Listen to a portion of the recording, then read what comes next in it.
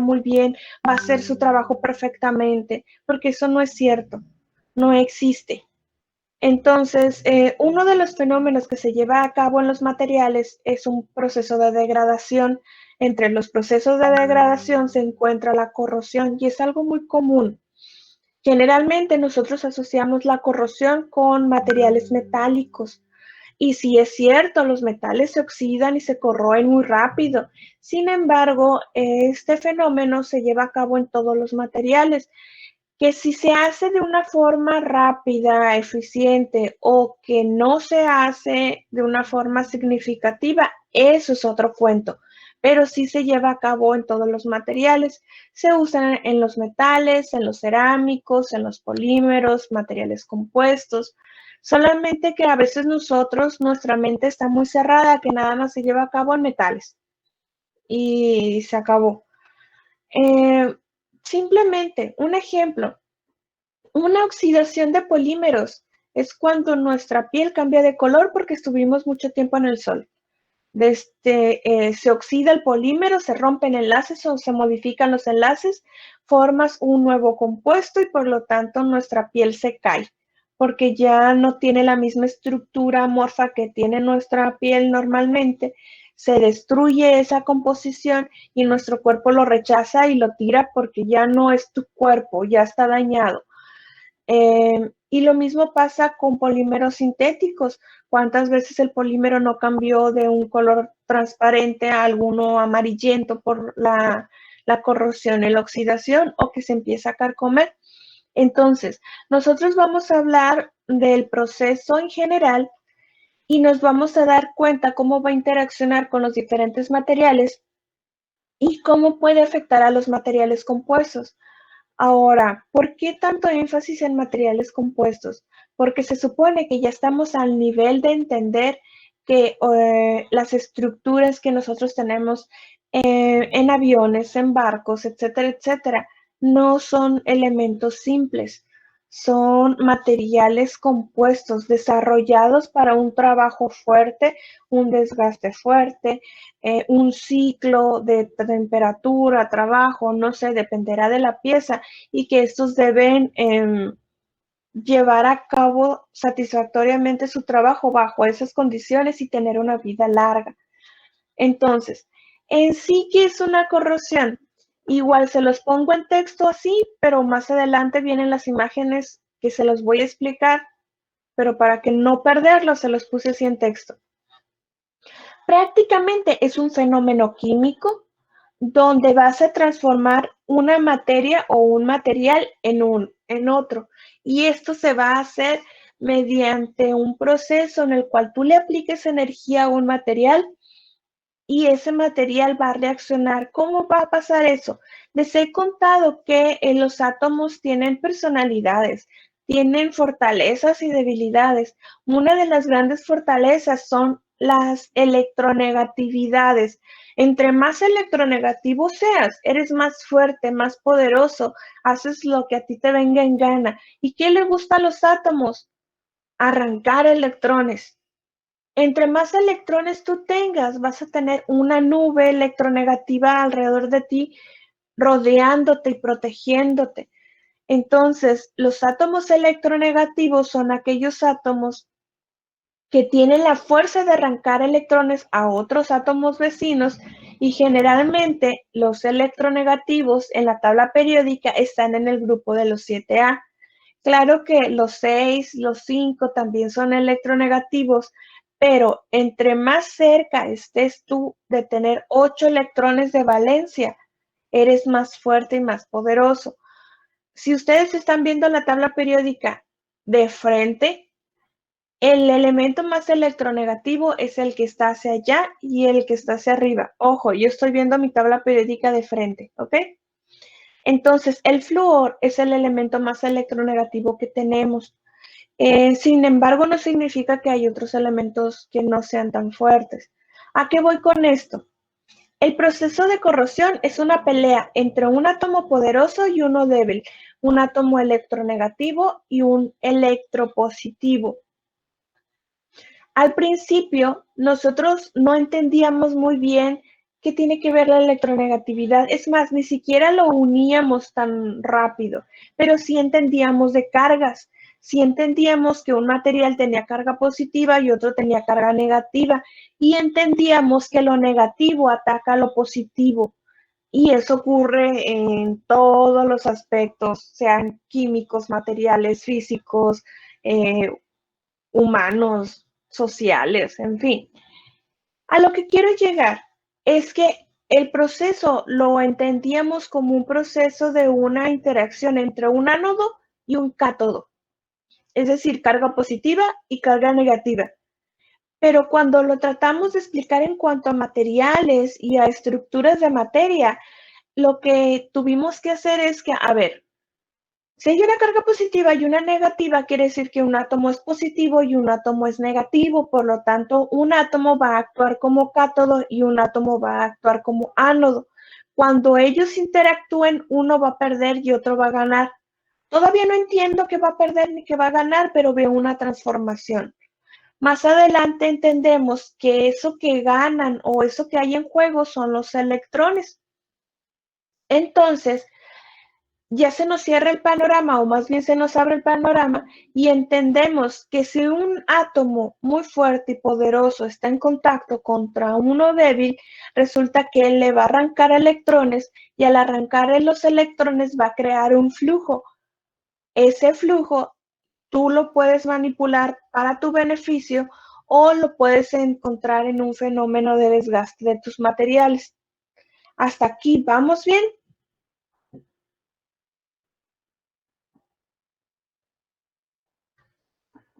Veamos la primera imagen.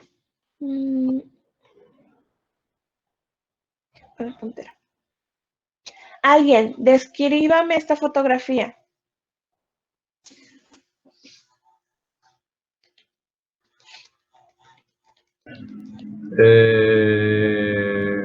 Pues se puede decir que ya está todo engrietado.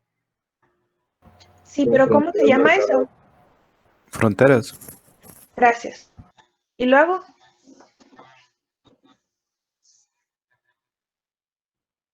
Vamos, Marco, continúa. Se ve un poco heterogéneo, o sea, no sé si sea porque son, o sea, imagino que son diferentes materiales, pero no se ve como que una buena conjugación entre ellos.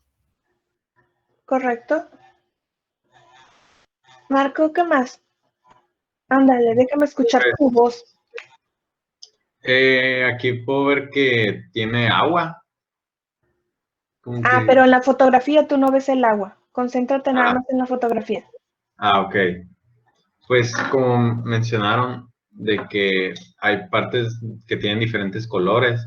No sé si sea el mismo material, o sea, todo es un mismo material o, ok, todo es un mismo material. Todo es un Pues, mismo material, pero las redes de Bravais son diferentes, ¿no? Por lo tanto, forman diferentes granos. ok. Entonces, se puede ver de que hay unas partes que son como puros puntitos y no son así como un color así fuerte como los que están arriba. No pueden ver mi mouse, pero estoy señalando arriba.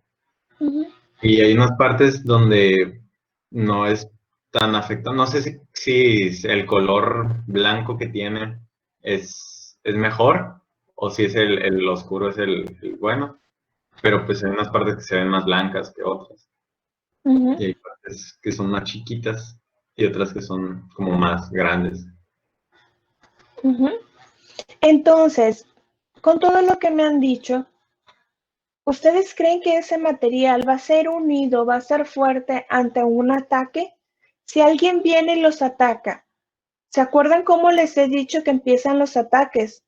Desde las fronteras hacia adentro de un territorio, en este caso es un grano o es un cristal. Pues resulta que si tengo muchas fronteras, pues es más fácil los ataques. Pero ve las fronteras de grano, no son homogéneas, no se protegen entre ellos, no tienen un patrón definido como para que el vecino me proteja. ¿A qué voy? Que este tipo de material es propicio para ataques y para que pierdan. Ahora, si yo les digo que el ataque viene por parte del agua, pues ahí, y que el material es hierro, pues ahí en automático me pueden decir cuál es el proceso que se está llevando a cabo. Químicamente, este es el proceso. Esta es una descripción. Tengo un material 1, tengo un material, bueno, tengo una interacción con dos materiales y esto va a tener como consecuencia la producción de un tercer material, bueno, en este caso sería un cuarto, 1, 2, 3, 4. Un cuarto material totalmente diferente a mi material original. Si yo nada más me centro en el hierro y la fotografía que estamos viendo es de hierro, cuando este está interactuando con el oxígeno atmosférico y con el agua, quiere decir que va a haber una pelea entre alguien electropositivo, que es el hierro, contra alguien electronegativo, que es el oxígeno. El hidrógeno no pinta, bueno, no pelea porque es muy débil, pero quien va a hacer los ataques son los oxígenos. Ahora, esta imagen lo podemos representar de esta forma, donde todo lo que estamos viendo aquí es la frontera de grano. Perfecto. Este es un grano. Perfecto. Pero hay diferentes coloraciones porque son diferentes materiales. En un caso es un hierro puro, en otro caso es un hierro más 2. ¿Por qué más 2? A ver, recordemos, el oxígeno es electronegativo. Si ustedes están viendo su tabla periódica enfrente de ustedes, el oxígeno está de este lado, está cerca del flúor. Resulta que es electronegativo, pero no es de los más poderosos. Si recuerdan, está en el grupo 6 de la tabla periódica. Significa que tiene 6 electrones de valencia y le faltan 2 electrones para completar el número de Dios, que lo manejan como un 8. ¿A qué voy todo esto? Que si el oxígeno quiere estabilizarse necesita 2 electrones y se los va a quitar a quien pueda.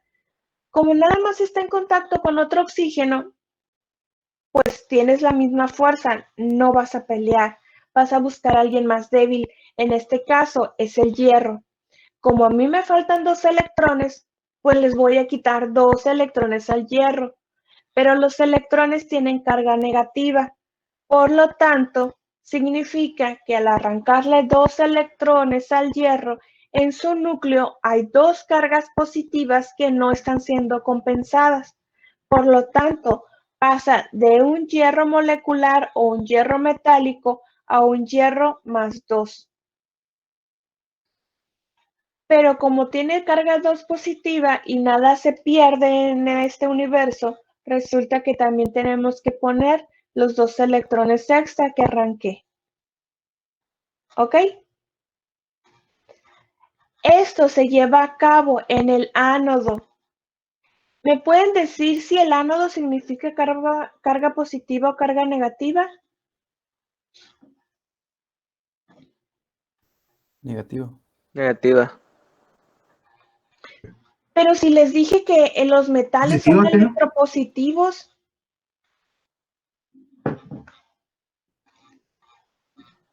Entonces, ¿cómo?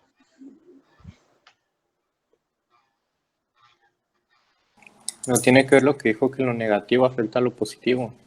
Ajá, y luego. Pues los ánodos son negativos y van a afectar al metal positivo. Sí. Entonces, lo único que me queda es que la otra carga que me debe de complementar debe de estar en un lugar opuesto. En este caso lo va a ser el oxígeno. Esa es una ecuación química que te describe el proceso. Sé que a ustedes no les gusta la química y qué mal. Así que se los voy a explicar por encimita. Si quisieran algo más profundo, me dicen. Tengo agua y tengo oxígeno de la atmósfera. Resulta que todo lo que esté aquí en los reactivos debe de ser igual a lo que está en los productos, pero en diferente organización porque son diferentes materiales. ¿Ok? Como este caso, tengo todos mis átomos. Ok. Te lo voy a dar por bueno Y no sé, te lo voy a dar por bueno. Le hablaba Damián, ¿no? Ok, aquí tengo un átomo perfecto, completo, estable. Como consecuencia de todo el proceso, resulta que ahora tengo mi átomo con cargas positivas y mis electrones con carga negativa. Todo esto es igual a esto, ¿sí? Se conserva la materia.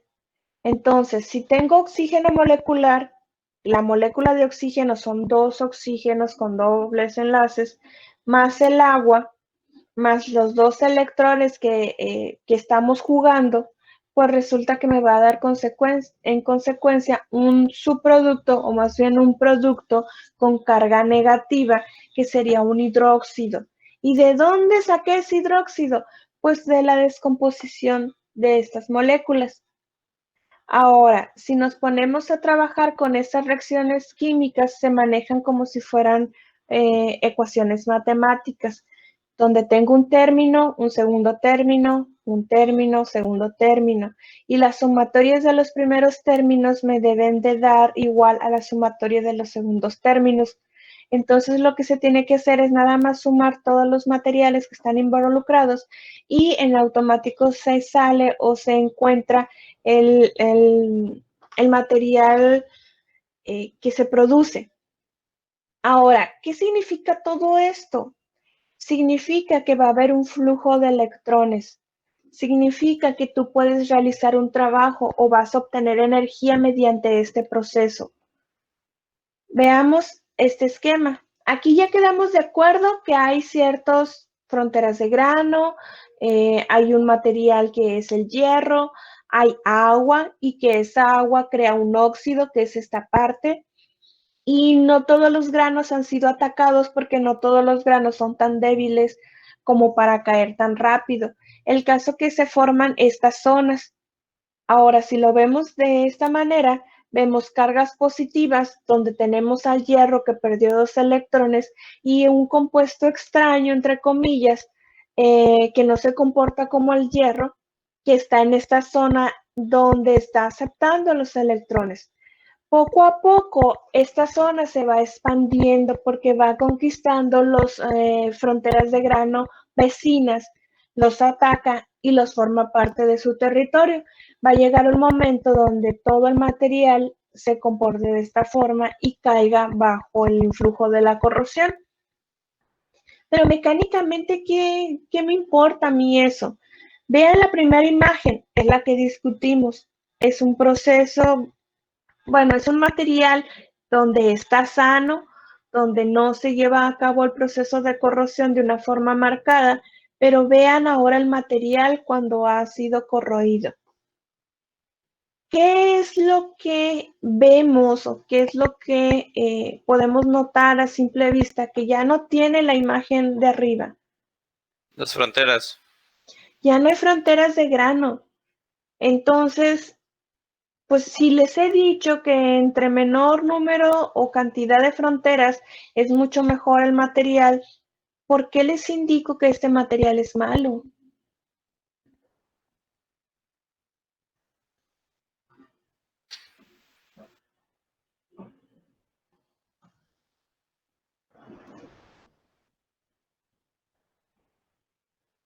Porque cuando Ahí eso no se trata. Habla tú, Majo. Ándale, habla tú.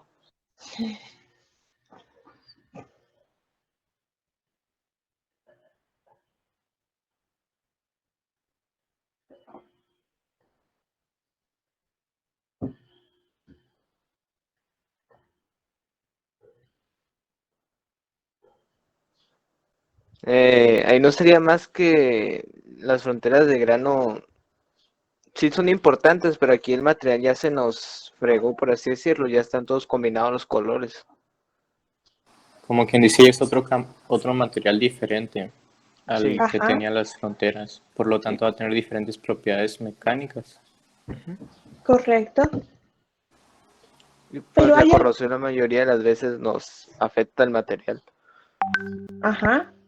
Pero hay algo muy particular en esta imagen. Si tiene oxígeno, Ah, no, no es cierto. Le iba a preguntar que si era orgánico, pero no creo, ¿no? Este caso no, pero sí hay subproductos orgánicos. En este caso son inorgánicos. Pero si estamos hablando de polímeros naturales, ahí sí hay un subproducto orgánico. No es este caso. No es que porque ya el oxígeno se intensificó, eso quiere decir que cada vez va a reaccionar mucho más con este y más se va a degradar. Sí, ese es un punto. Otro, ¿no ven escamas?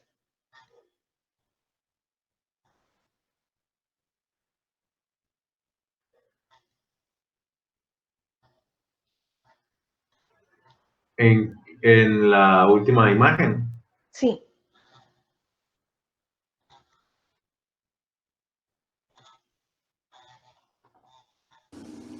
Pues se ve más homogéneo que el anterior. Sí, yo lo describiría más como que harina con huevo combinada.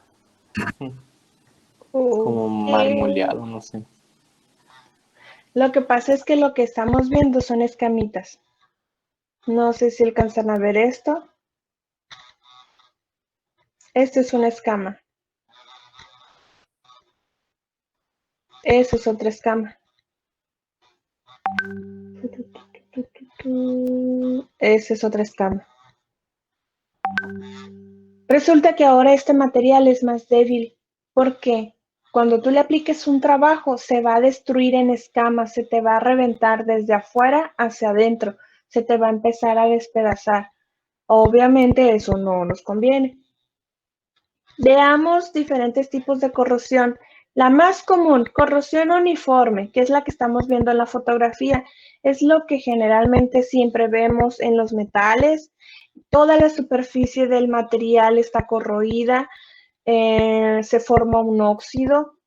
Dependerá del material que estemos hablando, es el tipo de coloración del óxido, pero por lo general, como estamos trabajando mucho materiales ferrosos, los óxidos son naranjas o son color tierra. Y lo malo de aquí es que te está destruyendo la superficie. Recordarán que habíamos hablado hace algún tiempo de estructuras cristalinas y aberraciones y no sé qué tanto, y que decíamos que hay que evitar las aberraciones. Pues resulta que el óxido es una especie de aberración. Tenemos la estructura cristalina pura, perfecta, red de Bravais, etcétera, etcétera, y tenemos la oxidación. No es de golpe que de pronto, ¡pum!, ya estás oxidado, sino que de esta estructura pura crea una aberración. De esta aberración se crea otra aberración y la aberración de la aberración y así nos vamos.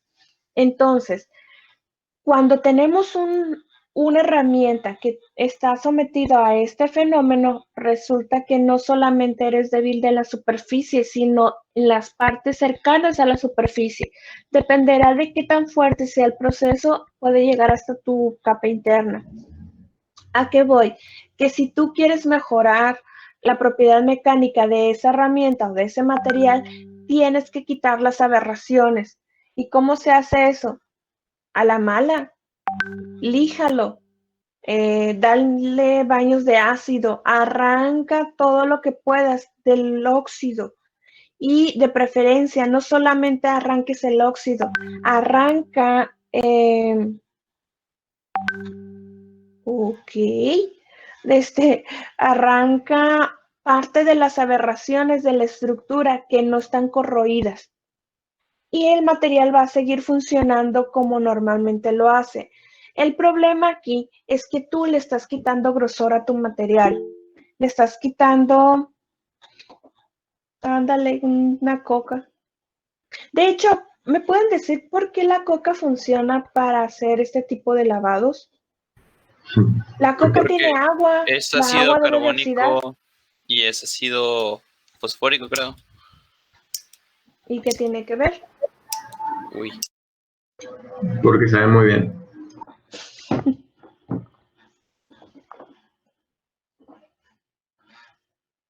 Vamos, iniciaste muy bien.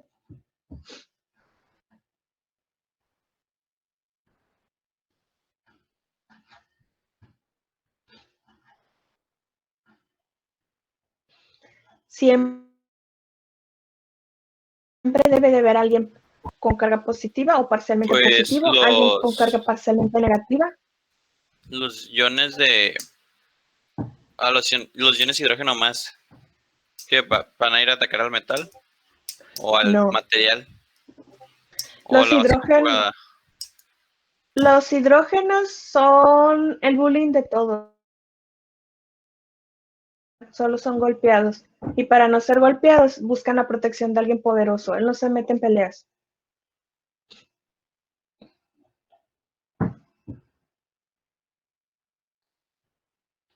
Siempre, siempre, siempre, lo negativo ataca a lo positivo. Siempre.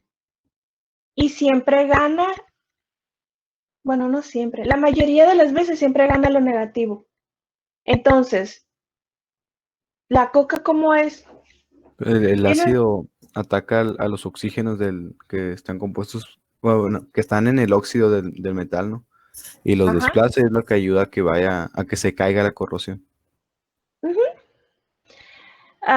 Funciona, sí funciona, pero nada más estamos haciendo una sanación superficial. Las aberraciones que se produjo por este proceso de oxidación o de corrosión en la estructura cristalina, que todavía no llega a ser óxido, pero todavía hay una aberración, esa no la quita. Pero si vas a quitar nada más el óxido, va.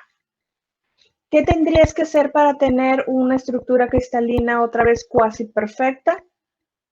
A la mala, con un proceso mecánico, arranca toda la estructura cristalina con las aberraciones, pero dependerá de cómo lo hagas, vas a dañar la estructura o no la vas a dañar. Bueno, en realidad sí la vas a dañar siempre, pero ya dependerá de qué tanto quieres dañarla.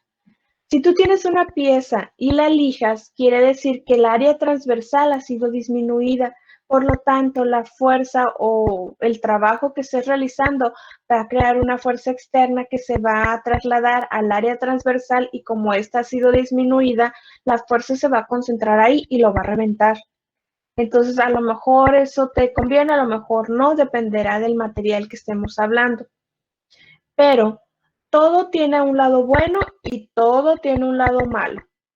Si hasta ahorita les he dicho, fíjate que la corrosión destruye el material y fíjate que la corrosión es mala porque transforma los materiales en subproductos que no queremos, etcétera, etcétera. ¿Qué cosas buenas me pueden decir de que un material se oxide o se corroa?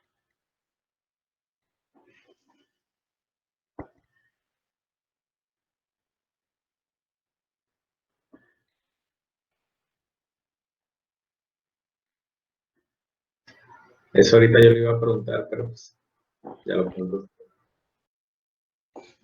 ¿Qué ventajas nos puede brindar? Porque todo trae ventajas. Puede Ajá. ser de que, por ejemplo, yo puedo tomar como el tiempo de cuánto le toma oxidarse y así puedo decir de que, ok, tanto tiempo va a hacer así y tanto tiempo voy a tener que darle mantenimiento y cosas así.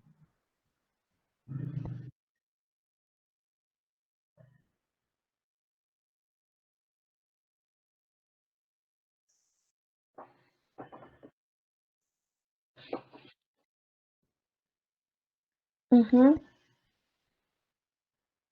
Puede remover impurezas de la superficie. Pues en realidad es una impureza la corrosión.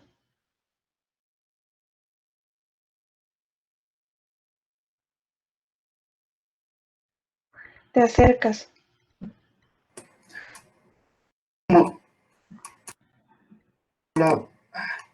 Como la pátina del bronce, ¿no? Que protege, o sea, es una capa de corrosión externa que protege el metal de seguirse oxidando.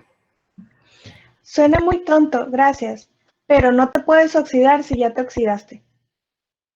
Entonces, ¿qué ocurre? Que algunos materiales los dejamos oxidar en la capa superficial para que no se siga oxidando en la parte interna.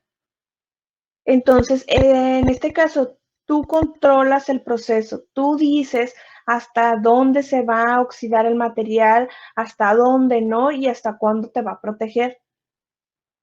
¿sí? ¿Y Ya ahí depende.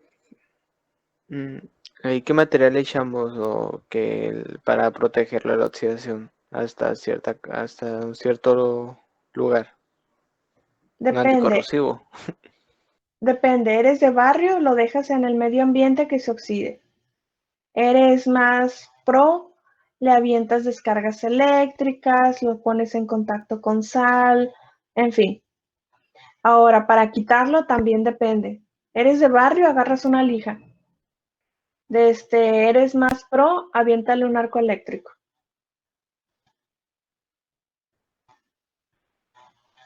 ¿Sí? Y ahorita comentaban algo muy cierto, ¿no? No es lo mismo estar llevando a cabo un proceso de oxidación en la ciudad que en la playa, por ejemplo. ¿Por qué los procesos de oxidación son más fuertes y más marcados en ambientes salinos como el mar?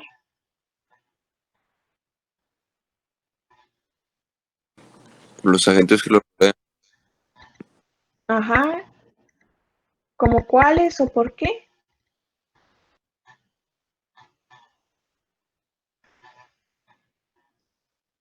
La humedad, En la ciudad también hay humedad. pero no tanto, o sea, no en tanta medida como en las playas o en los mares. Ok, el No son por porcentaje, no son por los dime. electrolitos que ayudan a transportar la electricidad y es lo que hace, pues como dijo ahorita con las cargas eléctricas, ayuda a que bueno, tenga mayor corrosión. Gracias. Resulta que por la concentración de sales en la humedad del ambiente o en el agua del mar, resulta que hay una mejor conducción. Por lo tanto, es un proceso mucho más agresivo para la oxidación. Ahora, veamos estas imágenes. Prácticamente seguimos viendo corrosión uniforme, pero si se fijan, nada más hay en una zona la oxidación y en la otra no. Nosotros podemos decidir en qué zonas se van a oxidar y qué zonas no se van a oxidar. Dependerá del trabajo que yo quiera realizar, dependerá de cómo quiera conservar mi material y qué voy a hacer después con esa oxidación. Entonces,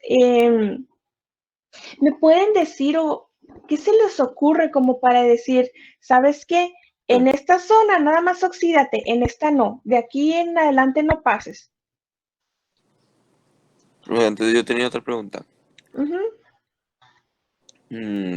¿Tendría diferentes propiedades la corrosión, o sea, realizada en playas o lugares así a la corrosión realizada en un ambiente menos agresivo? Sí. Lo que pasa es que los electrolitos pueden ser de diferentes naturalezas. Sí es cierto, cargas positivas y cargas negativas, no te lo discuto. Sin embargo, el átomo que tenga la carga positiva o el átomo que tenga la carga negativa pueden ser entidades diferentes. En consecuencia, te va a producir, si es cierto, un óxido, pero un óxido con diferentes estructuras de Bravais o diferentes estructuras amorfas por los átomos involucrados. Por ejemplo, las chapas de las puertas de nuestras casas están oxidadas aquí en la ciudad y adquieren un color, dependerá del material, pero por lo general son colores, colores tierra, cafés, naranjas, pero aún así conservan cierto brillo. Pero si nos fijamos en los picaportes de las puertas de las casas de quino, por ejemplo, no tienen ese color, son colores opacos. Es el proceso de oxidación y no solamente eso, tienen textura diferente que los picaportes aquí en Hermosillo, por ejemplo, porque la oxidación que se da allá en Quino es una oxidación que forma granos grandes. Por lo tanto, las estructuras con este tipo de fenómeno tienden a tener texturas. Las de aquí en la ciudad no lo tienen. Y pues a mí qué me afecta si tiene o no tiene textura. ¿Alguien tiene una idea? Al tener textura significa que tienen granos más grandes. ¿Y qué consecuencia tiene eso? Pues Lo que en el hablamos texto, ahorita, o sea, de los ataques, perdón. Al momento de recibir los ataques, pues en el texture es más- mayor área que no, mayor superficie. Ujú. Y tiene que ver pues a la hora de impregnarse, ya sea con el agua, pues le puede entrar más agua, más superficie, significa mayor corrosión Ujú. o mayor peligro. Entonces, el porcentaje de daño al material es mucho más grande y mucho más profundo en ambientes salinos. Y en el caso de las ciudades son superficiales. Sin embargo, también tiene un problema importante en caso de las ciudades. En Hermosillo sí tenemos contaminación y sí hubo una alza en los últimos años y fue muy fuerte. Pero si lo comparo con otras ciudades, pues no me gusta decir que no es un problema, porque sí es un problema, siempre es un problema la contaminación. Pero si lo comparo con la Ciudad de México, pues nos lleva de calle. Simplemente, alguien que ha ido a la Ciudad de México, ¿se fijan los colores de las fachadas de los edificios? ¿No se fijan que la luz allá es diferente que aquí? ¿Que los edificios se ven diferentes que aquí? sí, Allá son más opacos, tienden a ser más amarillos cafés. Y Como en aquí, película gringa. ándale, sí, sí, fíjate que sí. ¿A qué se debe eso? A la contaminación. Resulta que se produce mucho CO2, se produce mucho azufre. Entonces tenemos por una parte oxígenos, por otra parte tenemos azufre. Lo que va a pasar es que se lleve a cabo un proceso de oxidación, se van a formar sulfuros y se van a formar óxidos. Y resulta que por las altas concentraciones de los sulfuros, el proceso de corrosión es mucho más fuerte, es más acelerado y resulta que creamos diferentes compuestos que acá en el norte que son óxidos. Ambos son malos, pero son más fuertes y agresivos los del azufre, más o menos.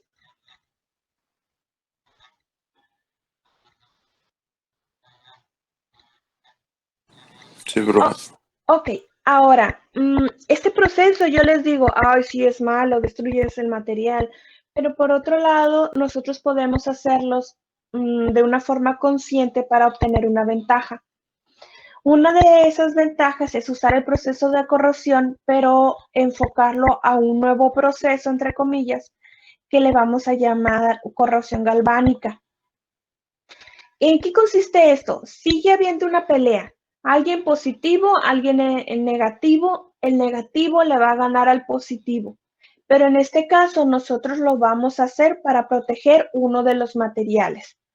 Entonces, quiero hacer a alguien fuerte, ¿qué hago? Lo protejo.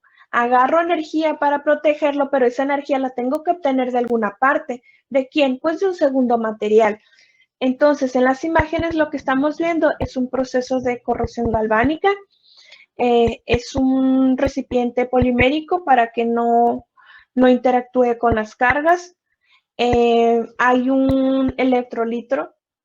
No sé si se alcanza a ver, pero parece agua, no es agua. Y dentro de esa solución tenemos dos metales diferentes.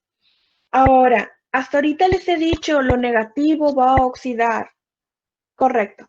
Pero resulta que entre metales también se puede llevar a cabo una oxidación, porque los metales, si bien es cierto son positivos o electropositivos, unos son más electropositivos que otros, es decir, entre los metales uno es más fuerte que otro, y si los pones a pelear bajo ciertas condiciones, uno va a ganar.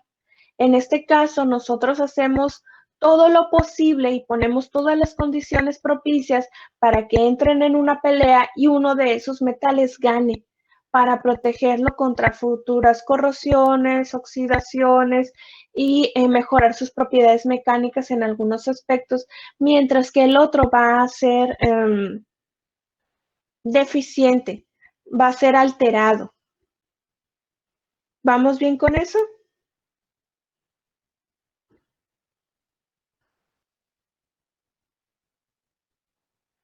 Ok.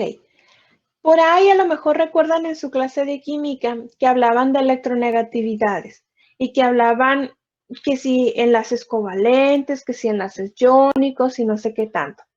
Y luego les dijeron que los enlaces covalentes pueden ser enlaces covalentes y pueden tener un carácter iónico. Y entonces decían, ¿y cómo voy a saber cuál es el porcentaje iónico de ese enlace? Muy fácil.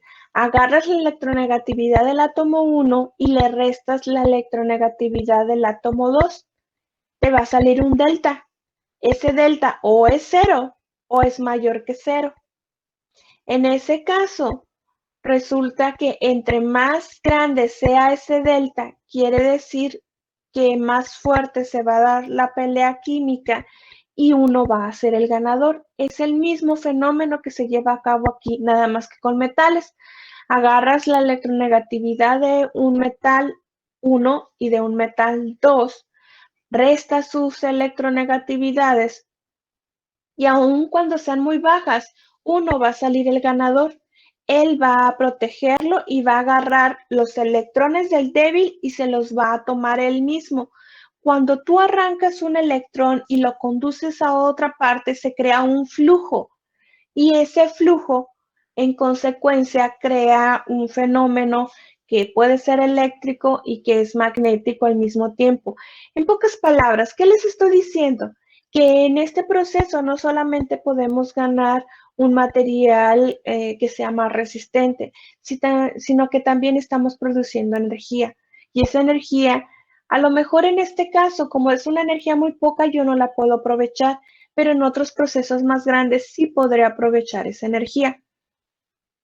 ¿Alguien se acuerda dónde utilizamos este principio para obtener energía para nuestro beneficio? En Breaking Bad se lo aventaron, profe, ¿qué no? ¿Y para qué lo hacían? Bueno, lo exageraron, se me hace, pero lo hicieron para generar energía para un motor, para un generador de esos de gasolina, que por eso se había acabado. Ok, sí, lo usamos como baterías. De hecho, vi esa serie. Por alguna razón le gustó a mi hermana y me dijo, hay que verla. ¿No se acuerdan? No sé en qué capítulo. Resulta que el profesor estaba obteniendo un producto químico donde no tenía buenos rendimientos y la calidad era baja y le estaba ayudando el chico y en la escena se ven unos reactores grandes que parecen como tambos de agua de nuestras casas, pero grandotes. Y resulta que no sabían dónde estaba el problema y decían, ¿cómo es posible? Gastamos tanto en reactivos, deberíamos de tener tantos productos, pero no lo estamos obteniendo y nadie se está robando nada. Entonces, quiere decir que estamos perdiendo. ¿En dónde estamos perdiendo? ¿Cómo activamos ese proceso? Y resulta que el problema era en la tubería, ¿no? ¿Se acuerdan de eso? ¿Se acuerdan que la tubería era de cobre? Que de pronto está él así como, ¿dónde estamos perdiendo el material? ¿Dónde? Y voltea y resulta que se ve una espiral de cobre y dice, ah, pues es en el cobre. Y de ahí, pum, sacó el superproducto super purificado, cristalino, red de Bravais, lomo plateado y no sé qué tanto. Bueno, lo que estaba hablando es este proceso. Porque el cobre pues lleva a cabo el proceso de corrosión galvánica. ¿Y a mí qué me importa con esos cristalitos mágicos? Pues es energía. Y resulta que esas reacciones necesitas energía para llevarlas a cabo, para que se transforme todos los reactivos a los productos. Profe, Mande. he visto que usan ánodos de sacrificio precisamente para evitar que ciertos metales se oxiden o tengan corrosión. ¿Cómo funciona eso? Así como tú lo dices, vas a sacrificar uno. Entonces, tienes a alguien que quieres proteger, vas a tener a alguien que vas a sacrificar. Todo lo bueno, aquí estamos hablando de electrones. Los electrones que estén en este, lo vas a aventar a este. Este lo sacrificaste porque lo vas a perder, pero resulta que estás ganando todo el potencial de este. Es como esta imagen. Miren este material, miren este material. Esto que se ve como puntitos son como especie de burbujitas, ¿no? Hay aquí un sacrificio y hay alguien que está ganando. Es lo que nosotros encontramos con las láminas galvanizadas de nuestras casas. Bueno, lo más probable es que no estén en nuestras casas. En la cochera, tal vez. Maestra, entonces entre más conductor el metal, tiende más a corroerse. Sí, ¿por qué? Porque tiene muchos electrones libres. Y entre más electrones libres tengas, es más fácil de arrancarlos. Es por eso que te dicen, oh sí, el cobre es muy buen conductor. Ok. Pero no se han fijado que el cobre cambia de color muy rápido. Si ustedes agarran un alambrito de cobre, se ve Como más naranja, cafezoso, ¿sí? naranja rojizo, intenso, brilloso. Pero nada más te le quedas viendo unos momentos y se pone como tú me dices, café rojizo, porque se llevó a cabo el proceso de oxidación. Entre más oxidado está el material, eres menos bueno conduciendo. Es por eso que al cobre lo cuidamos mucho, por eso al cobre le ponemos su protección de polímero. En algunos casos, dependerá de la aplicación, agarras el cobre y le pones una especie de cerita y luego le pones la protección polimérica. ¿Para qué le pongo la cera? Para protegerlo contra la oxidación y la corrosión. O como dijo Majo, la plata, que la mayoría de la joyería les ponen como protección, ¿no? Exacto. La plata nosotros la vemos como gris blanco, no sé cómo describirlo, pero realmente la plata es blanca y brillante. Lo que estamos viendo de gris blanco es la oxidación. ¿Alguno de ustedes ha jugado con los circuitos de una computadora? No se han distraído, le han metido un besito, lo han rasguñado y se dan cuenta que en ese rasguño se llevaron una especie como de polvito blanco o cerita blanca Algo así. y de pronto, la computadora ya no funciona o no funciona tan bien. ¿Por qué? Porque esa cerita estaba protegiendo, como la conducción de informaciones por electrones, pues estás conduciendo rápido electrones, se van a oxidar, entonces, ¿qué haces? Los proteges con una capa cerosa, pero como ya le quitaste la capa cerosa, pues produjiste algo que se llama pitting, que ahorita lo vamos a ver, y al llevar a cabo ese proceso, pues ya oxidaste y resulta que el pitting va desde afuera hacia adentro, pero se va metiendo como si fueran casitas de hormiga. Hay pequeños túneles que produces en todo el material. Es por eso que ya no te está funcionando bien. Ahora, este proceso también se lleva a cabo en las baterías cuando tú le echas Coca-Cola.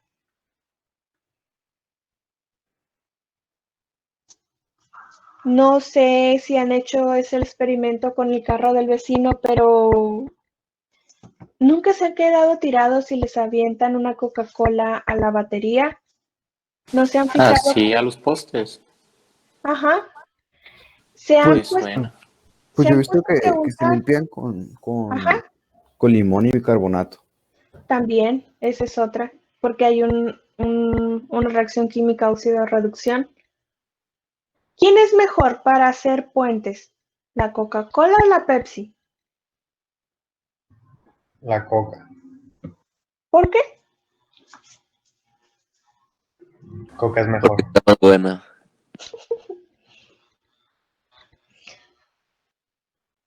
Pues se han hecho estudios donde dicen que todos queremos la Pepsi, que es más buena la Pepsi, pero tiene más azúcares, entonces nos enfada. Por eso recurrimos a la Coca. Profe, ¿influye si es light o no? Sí, sí influye. Entonces, gusta cuando la les pase eso, no Para que se vean. preseen, la regular, esa échenle. Pero Pero es volviendo a lo pecado tirar mismo, la coca, profe. o tiras la Coca o te quedas tirado. Me quedo tirado.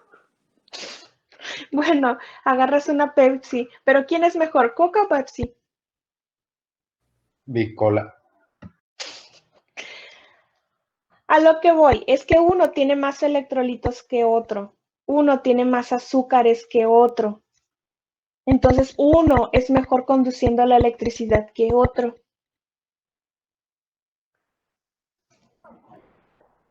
¿No se han puesto a ver los ingredientes de la Coca-Cola, por ejemplo? No. No, mejor no me la tomo. Mejor que no sé, profe. Luego no me va a Tiene... gustar. Ay, ay, ay. A lo mejor te va a gustar más por lo que te voy a decir. Tiene trazas de titanio. ¡Oh! A lo mejor por eso les gusta tanto. Lo usan como conservador. Pero ¿a dónde los quiero llevar? Que resulta que tiene trazas de metales. Los metales conducen la electricidad, son electrolitos. Por lo tanto, estás haciendo un proceso de corrosión galvánica en tu batería, donde sí es cierto, estás oxidando a alguien, sí lo es cierto, pero resulta que en ese proceso estás conduciendo electrones y los electrones cuando se conducen es energía eléctrica y por lo tanto enciende tu auto. ¿Sí? Profe, ¿y el suero? Por ejemplo, electrolit. ¿También? Ahí sí yo nunca lo he intentado. Dependerá, yo creo que dependerá de la marca, porque hay unos que son de baja concentración de sales y otros son para noches alocadas, donde tiene alta concentración de sales, de azúcares y tiene electrolitos. O sea, es para que te pongas las pilas para mi clase. El de sobre con el niño que estás. Yo creo que ese debe ser buena. No lo he intentado. Lo voy a intentar.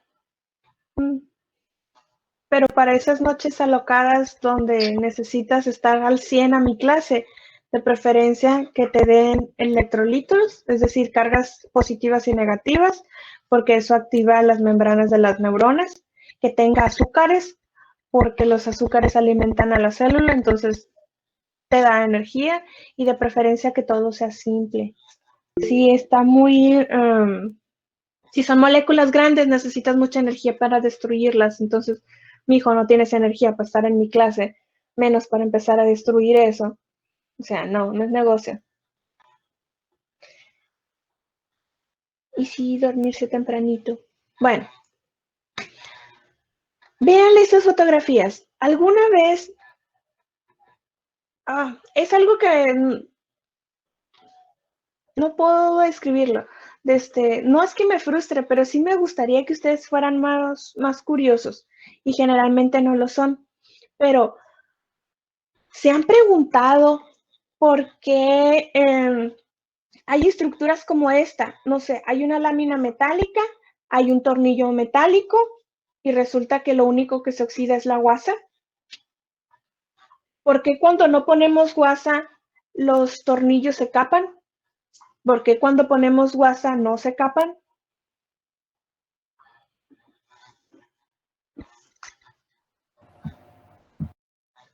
Pues por lo mismo que nos acaba de explicar de que un metal se sacrifica por otro.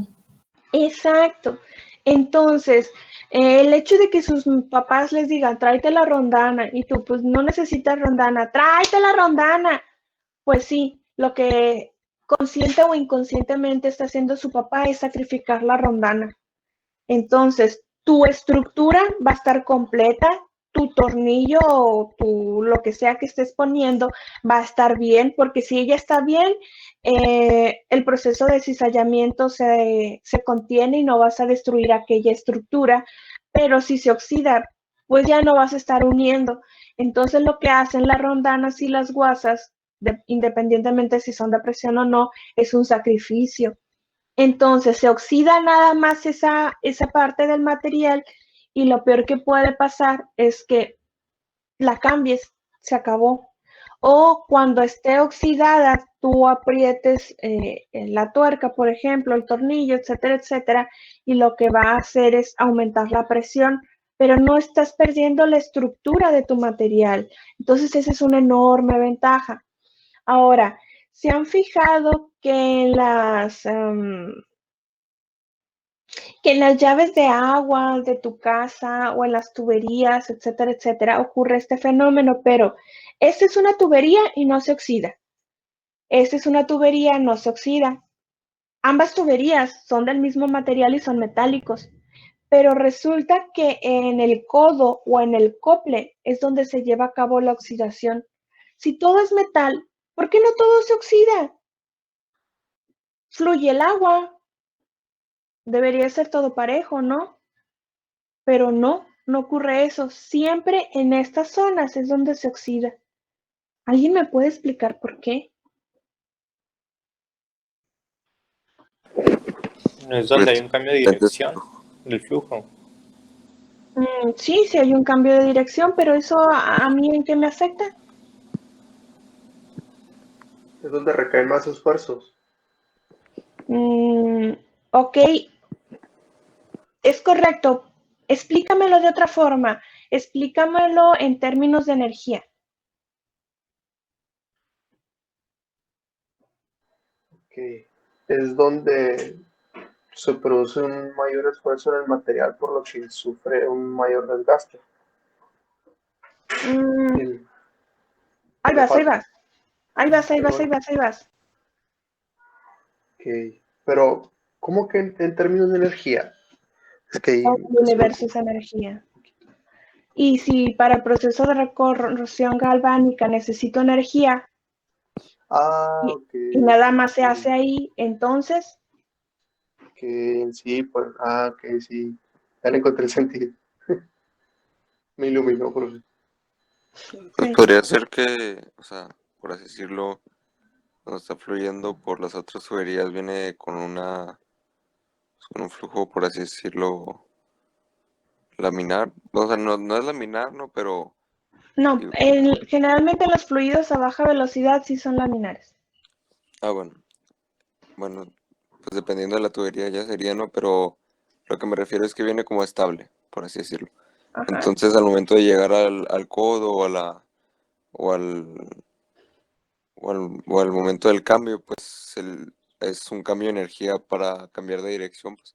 O sea, se tiene un cambio de energía en el flujo, en el mismo flujo del agua.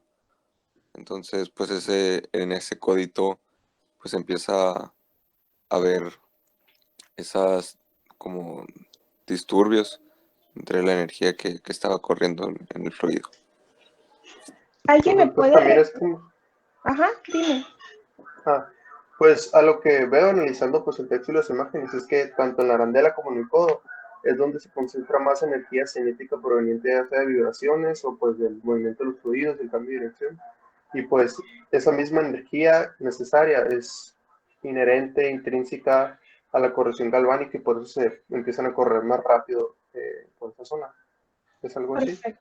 Sí, así es. Entonces, en un caso, como tú bien me lo indicas, va a haber vibraciones estructurales. Esa energía mecánica, al final de cuentas, es energía. La energía que la voy a transformar en energía química para que se lleve a cabo el proceso que ya discutimos. Y en el otro caso, ¿se acuerdan lo que es el golpe de Arriete? Sí.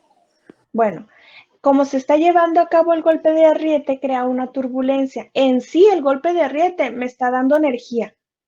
Entonces, esa energía yo la voy a absorber para llevar a cabo este proceso. Y aparte, la turbulencia también me va a crear una energía. y no solamente una energía, va a crear un desgaste. Por lo tanto, va a acelerar el proceso de corrosión en esta zona en particular. Es por eso que es tan importante que cuando nosotros estemos diseñando un material, evitemos en la mayor cantidad posible las uniones, los emplastes, la sobreposición de materiales, los codos. ¿Por qué? Porque se está creando energía de diferentes formas y esa energía se puede utilizar para algún fenómeno que no nos convenga. Es por eso que entre menos estés sellando, entre menos estés soldando, es mejor, porque ahí es donde te va a reventar el material.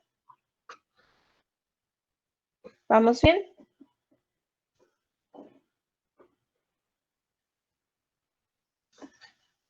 Ok.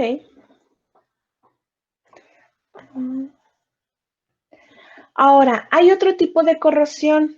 O lo encuentras como corrosión por picaduras o lo encuentras como pitting. ¿Qué es esto? Su nombre lo indica. Tengo un material, no puedo decirle que es perfecto, pero es un material estable. Por alguna razón, le metiste un besito, lo perforaste, hubo algún proceso mecánico en donde se vio afectada la estructura, la microestructura, y por lo tanto hubo una depresión. Resulta que en el ambiente hay oxígenos, azufres, todo lo que hemos hablado. Esos átomos electronegativos van a interactuar en la superficie, pero si se fijan, no es la misma la concentración que hay en esta zona de la superficie y en esta que en esta hendidura. Aquí tienden a concentrarse más. Por lo tanto, el ataque químico es mucho más fuerte aquí que acá. Como consecuencia trae de que, si bien es cierto, hay un ataque en la superficie, lo que va a pasar es que este ataque es mucho más rápido y por lo tanto va a crecer la depresión en esta zona. Y no solo eso, va a crear especies de túneles a lo largo de toda el material. ¿Qué tan grandes son los túneles? Dependerá de qué tan agresivos son los átomos electronegativos, dependerá de cuánta humedad hay, dependerá del material. Pero a lo que voy es que una de las desventajas de este tipo de corrosión es que la picadura puede ser tan pequeña que puede ser discriminada por una inspección visual. Porque no la ves o porque es demasiado pequeña y tú lo viste como una pequeña rayadura, no lo sé. La cuestión es de que superficialmente la pieza se ve muy bien, pesa más o menos lo mismo y todo está perfecto, pero en cuanto la pones a trabajar te revienta, te explota desde adentro hacia afuera. ¿Por qué? Porque la parte de afuera, de adentro está hueca. Hay esos túneles y se concentra ahí la fuerza y lo revienta y todo viene hacia afuera. Eso nosotros no lo podemos ver a simple vista. Esa es una de las cosas malas de este proceso. ¿Eso no es parecido a la erosión? Sí, es parecido, pero la erosión no crea túneles. La erosión desgasta capa por capa de la superficie. Es fácil de ver, es fácil de identificar. En este caso, no es tan fácil, al menos en las primeras etapas. Es más puntual esta, ¿no? Sí. Las caries, por ejemplo, es como eso. ¿Los qué? Las caries. Sí. Así es.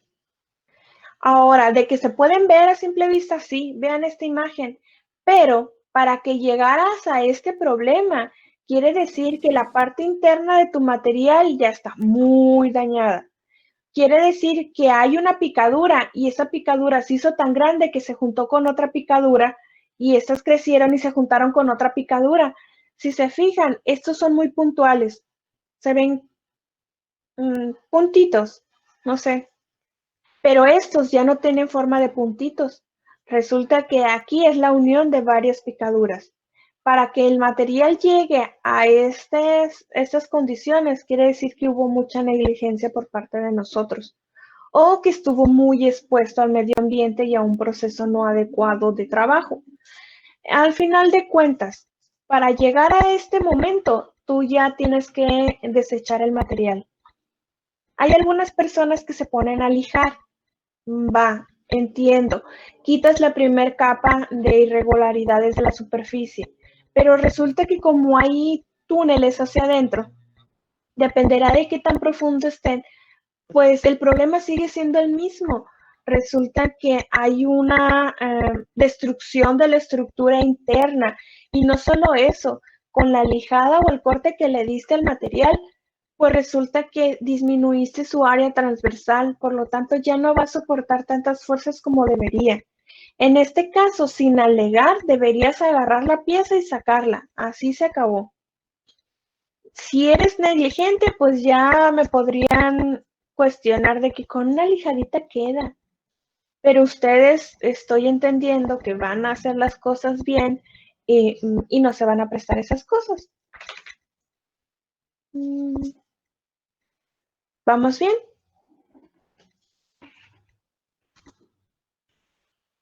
Sí, profe. ¿Dudas?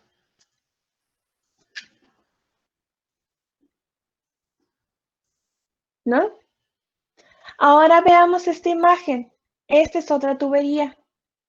Si se fijan, si bien es cierto, ya no se ve una picadura muy pequeña, resulta que, como les había comentado, hay una picadura, se expande por abajo de la superficie. Capten esto o vean esta parte. Se fijan que hay una depresión, pero es una depresión irregular. No sé qué tan bien se esté viendo en su computadora, pero si se fijan, aquí hay como un puntito y hay un túnel cortado. Aquí hay otro, aquí vamos otro. ¿A qué voy? Que resulta que hubo un problema en la superficie, se empezó a oxidar desde afuera hacia adentro. La oxidación fue tan grande que todos los túneles, digámoslo así, colapsaron y se les cayó la primer capa. Por eso se ve esta depresión y ahora la perforación es más grande. Si lo quieren ver esquematizado, imagínense que esto es mi material. Aquí está la picadura. Los átomos electronegativos entran a ella, van a crear la oxidación, se va a ir hacia abajo de una forma irregular y resulta que esta parte no la estamos viendo hasta que llega un colapso y ahora sí ya nos presenta esta. ¿Vamos bien? ¿Dudas?